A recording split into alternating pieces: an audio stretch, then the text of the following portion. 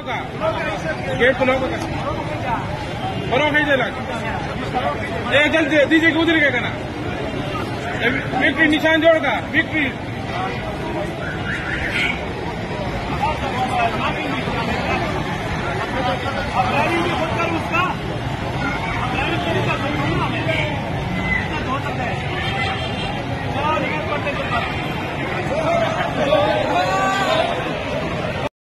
अस्सलाम वालेकुम नाजरीन, मैं अब्दुल जब्बार सुमरो हाज़िर हूँ आपके programme behind the news with Abdul Jabbar Soomro के साथ।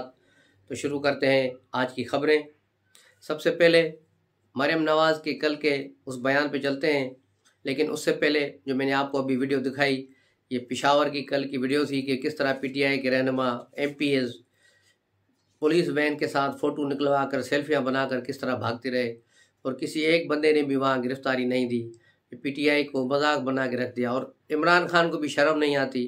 आज ट्विटर पर वो एक जुलूस जो निकला था, जो जेल तक गया है, उसकी तस्वीर शेयर करके देखता है, देखो लोग डरना भूल गए, लोगों से फियर ख़त्म हो गया है और वो गिरफ्तारी देने वाले हैं, लेकिन किसी एक बंदे ने गिरफ्तारी नहीं दी। वो ये ड्रामा करके चले गए कि जेल में दरवाज़ा खुल, हम सब अंदर आएंगे।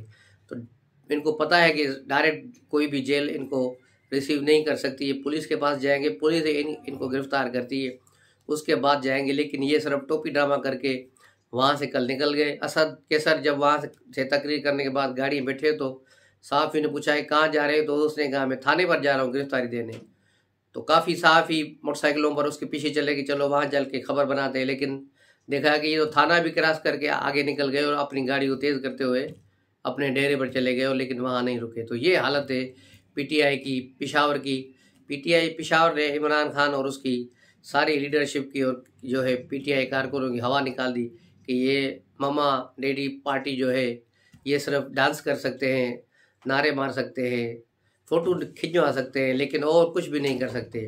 तो ऐसे लोगों के साथ क्या तहरीक चलेगी? इसके लिए वहाँ कल तो पूरी तरह से पीटीआई एक तो नाकाम हो गई, दूसरी एक्सपोज भी हो गई कि इनके पास जो सबसे बड़ा गढ़ है पेशावर पीटीआई का, वहाँ इनकी हालत क्या है।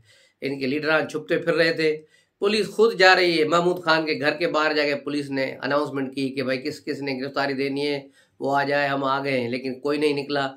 DI खान में भी गए, वो बड़े बालों वाला गुंडा जो है गुंडापुर, उसके घर के बाहर भी पुलिस ने जाके ऐलान किया कि किस किस ने गिरफ्तारी देनी है वो आ जाए, लेकिन कोई नहीं आया। इस तरह सवात में मुराद सईद के घर के बाहर भी, वहाँ भी नारे जो पुलिस ने लगाया कि आ जाओ भाई आ जाओ, किसी किस ने जाना है बिलोदे घर, लेकिन कोई बिलोदे घर जाने के लिए तैयार नहीं हुआ। तो यूँ KPK से पीटीआई की मायूस कुन जो है सूरत हाल नज़र आई। ये बहुत ही एक घटिया सूरत हाल थी एक सियासी जदोजहद के लिए, खुद इमरान खान के लिए। सुना है इमरान खान ने फिर परवेज़ खटक की अच्छी खासी बेइज्जती की और असद के सर की दोनों को नंगी गालियां दी हैं कि तुम लोगों ने कुछ नहीं किया। कुछ कारकुन ही गिरफ्तार करा लेते, लेकिन किसी भी कारकुन ने गिरफ्तार होने से पहले कहा कि कोई लीडर तो चले, लेकिन लीडर तो दूर दूर भागते रहे, कोई भी करीब नहीं आया। इमरान खान का वसीम अकरम डबल+ महमूद खान, जिसने अरबों नहीं खरबों रुपए बनाए करप्शन में, लेकिन वो कहीं नज़र नहीं आया, कहीं जल से जुलूस में कहीं भी नज़र नहीं आया। तो ये सूरत हाल थी पेशावर की। आज रावलपिंडी में भी कल शेख रशीद और उन्होंने बड़ी प्रेस कॉन्फ्रेंस करके फड़के मारी थी कि हमने ये करना है, हमने वो करना है, लेकिन वहाँ भी सिर्फ फयाजुल हसन चौहान और उसके बाद जुल्फी बुखारी, सदाकत अब्बासी, इन तीनों के नाम आ रहे हैं कि इन्होंने गिरफ्तारी दी और कोई 5-6 इनके साथ कारकुन हैं, उसके अलावा किसी ने नहीं दी। पुलिस माल रोड रावलपिंडी कमेटी चौक पर भी ऐलानाती कर रही है कि जिसने भी चलना है उस पुलिस की वैन खड़ी है, इसमें आकर बैठें, लेकिन कोई नहीं आ रहा। शेख रशीद ने गिरफ्तारी नहीं दी, न उसके भांजे भतीजे राशिद जो है MNA है पीटीआई की टिकट पर रावलपिंडी से, लेकिन उसने भी गिरफ्तारी देने से इनकार कर दिया और यूं वहाँ से रफू चक्कर हो गए हैं। तो ये सूरत हाल है पीटीआई की। लेकिन फिर भी चलो पेशावर से रावलपिंडी वालों ने 5-6 गिरफ्तारियाँ तो दी, पेशावर वालों ने तो इमरान खान के मुंह पर कालक मल दी, एक भी बंदा नहीं निकला। तो इसकी तहरीक को सुला के रख दिया और बड़े पता नहीं किस नशे में होता है इमरान के, बस फिर आ गया ट्विटर पर और कहा कि वाह पेशावर वालों ने बड़ा काम कर दिया, पेशावर वालों ने बड़ी जो है जो कर दिए। लेकिन फिर भी उनसे बेहतर रहे रावलपिंडी वाले। फयाज हसन चौहान और 10 कारकुन गिरफ्तार हुए। फिर जो है दूसरे लोग भी हैं, लेकिन शेख रशीद और ये सारे लोग वहाँ से भागे हुए हैं, किसी ने भी गिरफ्तारी नहीं दी।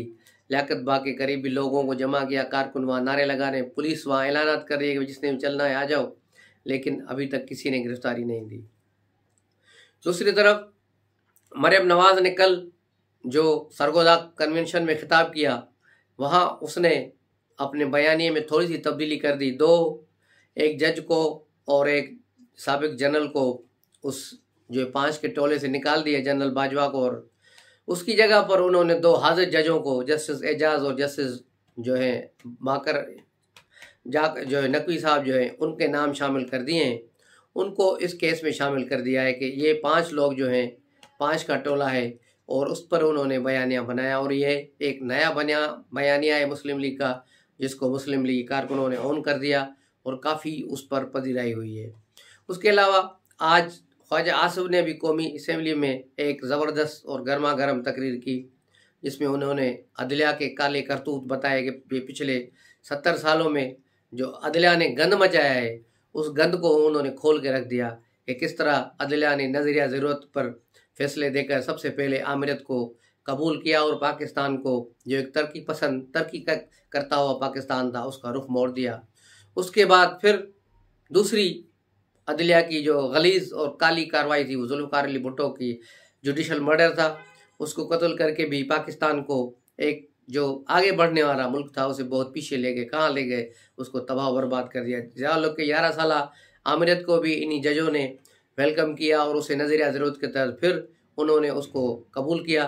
फिर नवाज शरीफ के ख़िलाफ़ झूठे मुकदमों में फ़ैसले दिए, और फिर एक जुडिशल एक्टिविज़म नज़र आया, और इस वक्त भी फिर दोबारा जुडिशल एक्टिविज़म नज़र आ रहा है, जो पीटीआई को दौड़ दौड़ कर जाके घर घर इंसाफ पहुंचा रहा है। मंडिया लैंड कंपनी और इन लोगों की यहाँ तक बस नहीं है। ख्वाजा आसिफ ने इन सबको कहा कि वो इंसाफ नहीं कर रहे, इसलिए उनके फैसलों पर तनकीद हो रही है, उन पर तनकीद हो रही है। अगर वो आइन और कानून के मुताबिक चलते, आइन और कानून के तहत फैसले करें, तो इन पर तनकीद नहीं होगी, इन पर वाह वाह होगी। और लेकिन अभी तक ऐसा कोई अदलिया की तरफ से ऐसी कोई बात नज़र नहीं आ रही।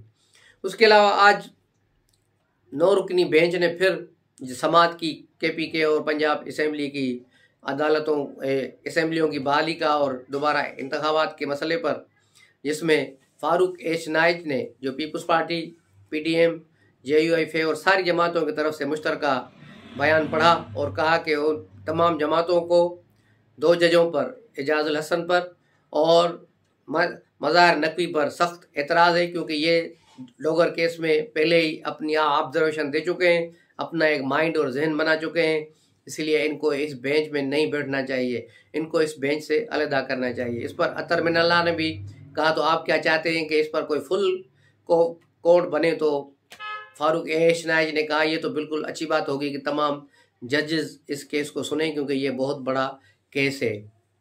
इसमें अब एक और पेंडोरा बॉक्स भी खोलने की कोशिश की गई, कल भी और आज भी उस पर बात हुई कि क्या असम्बलियाँ जो तोड़ी गई थी, क्या वो आईनी थी? अगर वो आईनी नहीं थी तो फिर उस अमल से इसको देखना चाहिए कि वो आईनी नहीं थी।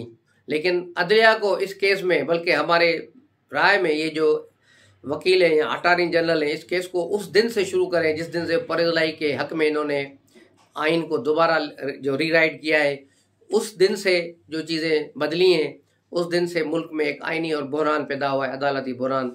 उस दिन के सारे फैसलों को भी इसमें शामिल किया जाए, उसके बाद कोई कानूनी फैसला सामने आएगा तो वो सबको काबिल कबूल होगा। उसके अलावा ऐसी अंधी मची हुई है कि एक फैसले पर एक ही किस्म का फैसला अदालत, वही जज, पहले 3 जजेस वही अदलिया फैसला देती है तो कहती है कि नहीं, पार्टी लीडर जो है उसका फैसला सब पर अहम है। जब बारी आती है PML नून की तो अदलिया का फैसला बदल जाता है और कहा कि नहीं, पार्टी लीडर नहीं, पार्लियामेंट लीडर जो फैसला करे वो सही है। तो ये एक आइन दोबारा लिखने के बराबर बात हो गई, और ये बहुत बड़ी ज़्यादती की मंडिया लैंड कंपनी ने। और उसके बाद जो सूरत हाल चल रही है, ये सारी सूरत हाल आपके सामने है। उसके अलावा जो है आज फिर अदलिया ने पीर तक इसकी समात मुलतवी कर दी है और कहा है कि पीर को हम सब इनको सुनेंगे। इसमें मंदोखेल जस्टिस के जो आर्डर दिया था, उसने कल अपनी जो है ऑब्जर्वेशन दी थी। आज उसको भी पढ़ के सुनाया गया। तो बंदयाल ने कहा कि ये तो मेरे पास आर्डर नहीं, हालांकि कल वो खुद ही उसने उसको कहा था कि हाँ ये रिकॉर्ड का हिस्सा बनाएंगे।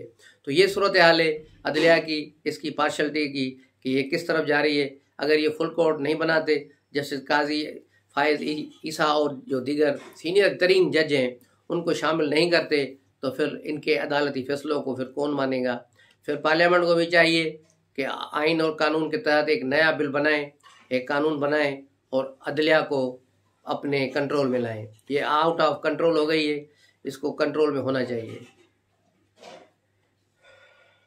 दूसरी तरफ मरियम नवाज ने जो कल शीशे के घर में पत्थर फेंक दिया है, जिसकी आवाज़ें और शोर शराबा दूर तक सुनाई दे रहा है, उसके बाद कई भैंस छिड़ गई हैं। जो एंकर पर्सन हैं, जो इमरान डूज हैं या दूसरे, उन्होंने तो बड़े कल प्रोग्राम किए ARY पे, बोल पे, मुख्तलिफ चैनलों पे कि वो बड़ा मरियम नवाज ने अदलिया की तौहीन कर दिए, अदलिया का ये कर दिया है।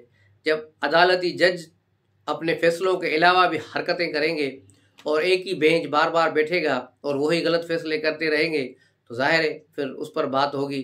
क्यों नहीं बात होगी, उस पर बात होगी। और ये अदलिया का खुद डिसीजन है, अतर मिनल्ला की अदालत का, कि जजों पर तनकीद न करें लेकिन उनके फैसलों पर तनकीद करें। तो ये जो गलत फैसले होंगे उन पर तनकीदें लाजमी होंगी और उन पर तनकीद जायज़ है और करनी चाहिए, और हर एक को करनी चाहिए, अपना अपना पॉइंट ऑफ व्यू देना चाहिए, ताकि अदलिया को भी पता चले कि भाई लोग अब जाग रहे हैं।